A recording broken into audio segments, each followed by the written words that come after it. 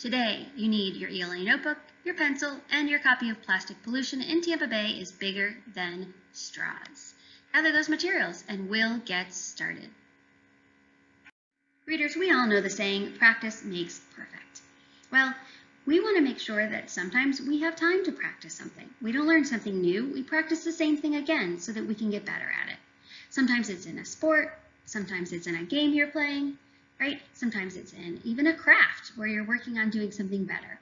So today our learning target is still to determine the main idea of a text and explain how it's supported by key details and summarize the text by thinking about a repertoire of strategies you've learned.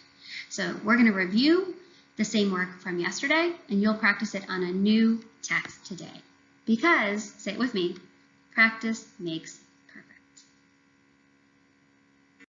Readers, you're going to pause here and your teacher is going to talk to you about some different ways that you might review this information.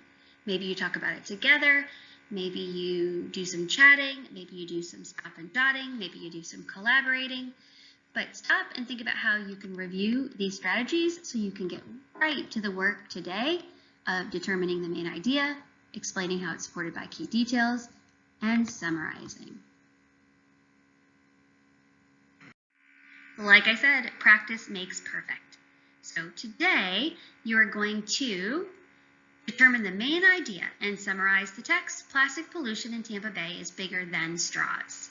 And then you're going to go back into the text, you're going to reread it again, but this time you'll be putting on your writer's hat and you'll annotate with your learning and your thinking work.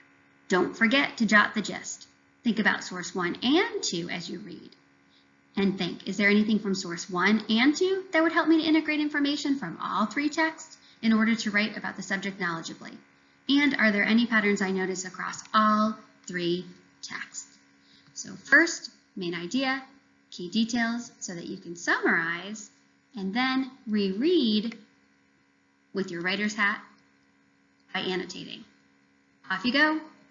Happy determining, happy summarizing, happy annotating. Remember, practice makes